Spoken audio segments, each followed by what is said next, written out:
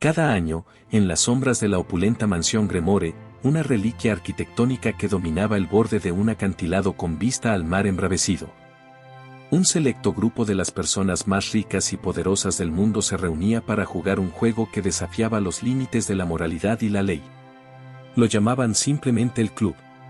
En apariencia, una sociedad secreta, en esencia, un círculo oscuro dedicado a una única actividad, la manipulación estratégica de vidas humanas. Todo comenzó con la llegada de Alexander Wolf, un joven de mirada acerada y pasos medidos, que arrastraba un pasado marcado por el dolor y la pérdida.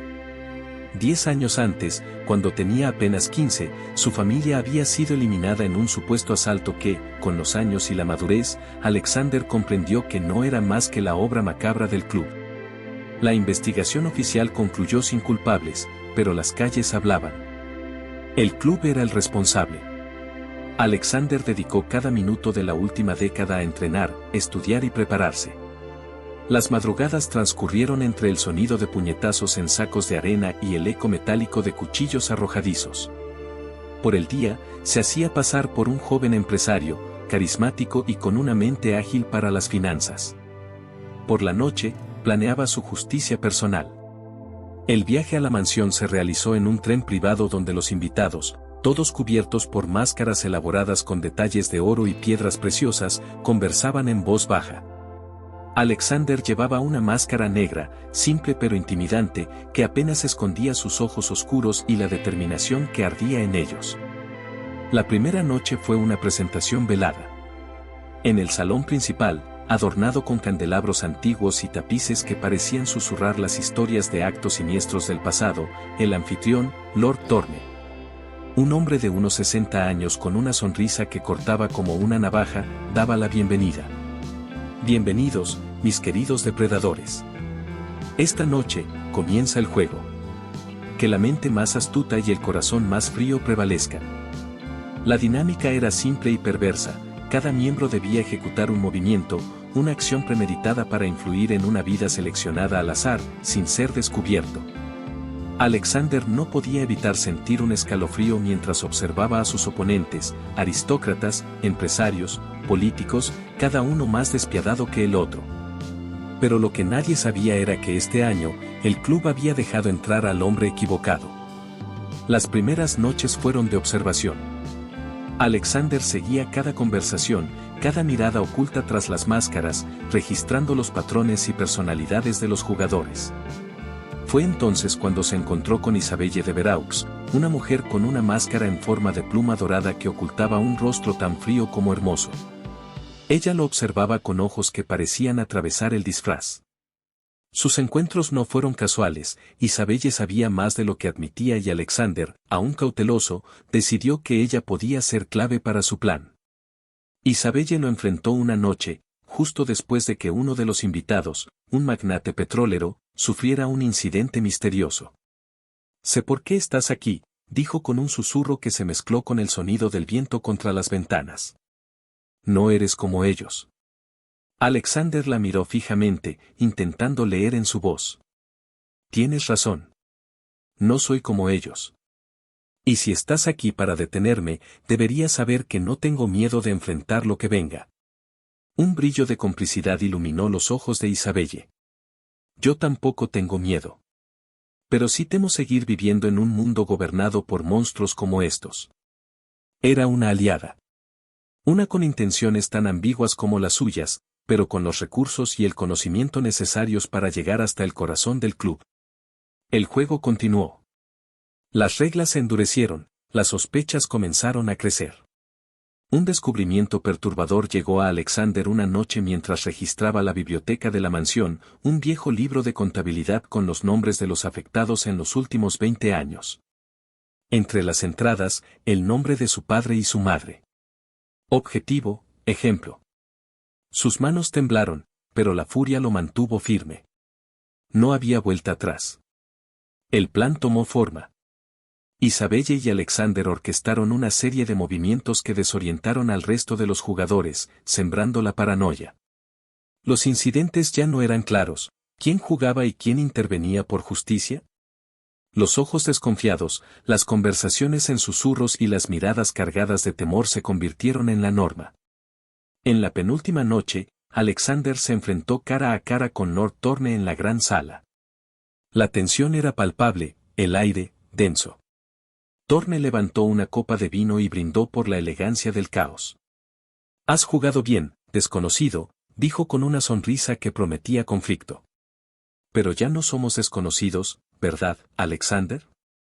La revelación sacudió al joven, pero no mostró debilidad. «Lo que comenzó hace 10 años termina hoy», respondió, su voz firme como el filo de una hoja.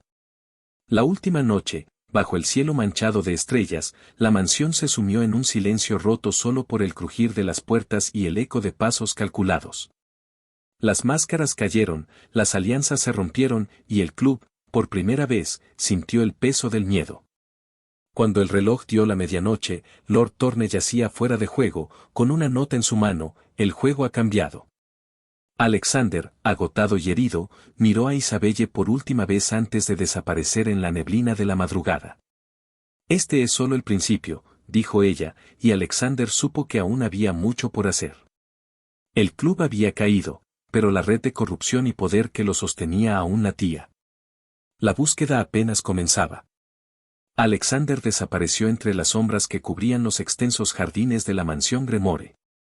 Las ramas de los árboles centenarios se entrelazaban como dedos huesudos sobre su cabeza, proyectando figuras fantasmales bajo la luz pálida de la luna. Isabelle lo observó marcharse, sus pensamientos un torbellino de recuerdos y planes aún por concretar. Ella sabía que la caída de Lord Thorne era solo el primer paso en una batalla mucho más grande.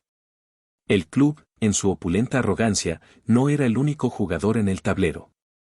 La noticia de la salida de juego de Lord Thorne y la nota que dejó Alexander corrió como un reguero de pólvora. Las conversaciones en las altas esferas, desde los despachos de mármol de los políticos hasta las salas de juntas de los gigantes empresariales, se teñían de un temor desconocido. El club había sido atacado desde dentro, y aunque algunos miembros celebraban la ausencia de Thorne como una oportunidad de ascenso, otros comprendían que algo había cambiado, la impunidad ya no era absoluta. Alexander se escondió en una casa segura en los límites de una pequeña aldea costera. La noche caía con el estruendo de las olas y el susurro del viento que se colaba por las rendijas. Su mente trabajaba sin descanso, repasando los detalles de los últimos días y planeando el siguiente movimiento. Sabía que Isabelle, si aún estaba viva, lo buscaría. Y no se equivocaba. 3 días después, Isabelle apareció. Vestía de negro, sin la ostentosa máscara dorada, y llevaba consigo un mapa que extendió sobre la mesa de madera tosca. «Esto no termina aquí, Alexander». Thorne tenía un socio, Víctor Krasnov. «Es más peligroso, más astuto, y está decidido a mantener el poder que Thorne dejó atrás», dijo, sus ojos destellando con una mezcla de rabia y desafío.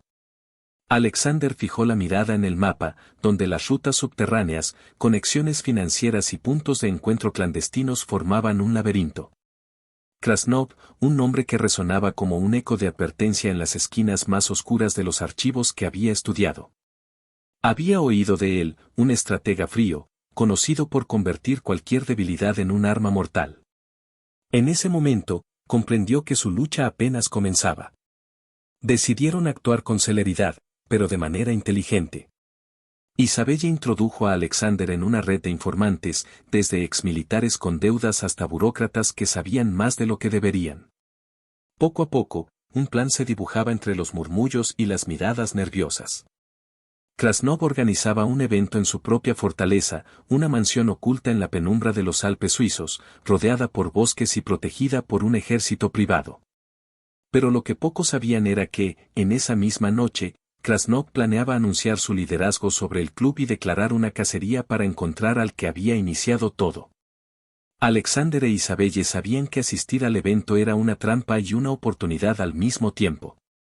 Llegar hasta Krasnov no sería fácil, su seguridad era legendaria, y sus hombres, leales hasta el último aliento.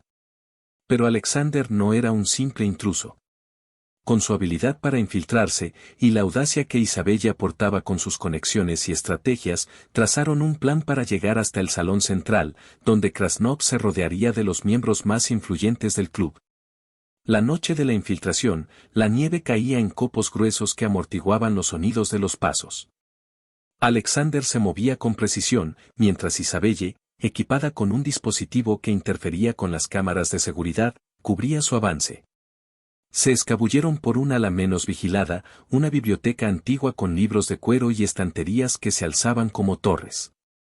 Isabelle encontró un manuscrito en un compartimento oculto, sus manos temblaron al leerlo. Era un registro detallado de cómo el club había manipulado gobiernos y corporaciones durante décadas. El juego de ellos no es solo influencia, Alexander. Es control, susurró, entregándole las páginas a su compañero. Él asintió, su mirada más decidida que nunca. Sabía que esa noche no solo se trataba de Krasnov, sino de desmantelar algo mucho más grande. Las horas avanzaron y, finalmente, llegaron al salón. Las notas de un cuarteto de cuerdas resonaban, y los invitados, encubiertos con trajes y vestidos que gritaban riqueza, conversaban mientras vigilaban los movimientos de los demás. Krasnov apareció en una tarima, alto, con ojos de lobo y una barba bien recortada. Alzó una copa y proclamó: hoy, el club entra en una nueva era. Aquellos que intenten destruirnos aprenderán que nuestra fuerza es más poderosa que su ira. Antes de que el eco de sus palabras se disipara, un estruendo interrumpió la velada. Un cortocircuito apagó las luces y, en medio de la confusión, Alexander apareció en la tarima, apuntando un arma directamente a Krasnov.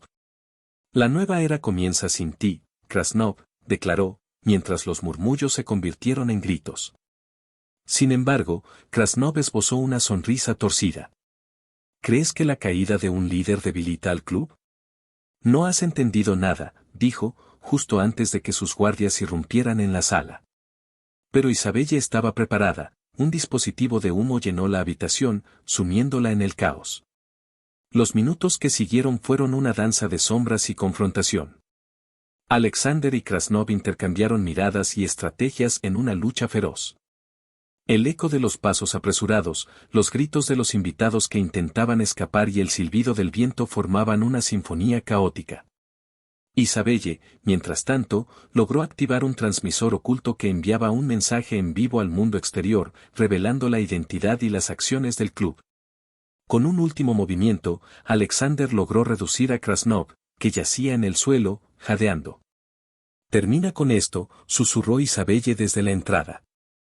Pero Alexander, mirándolo a los ojos, comprendió que detenerlo físicamente sería fácil. Desmantelar todo lo que representaba sería la verdadera victoria.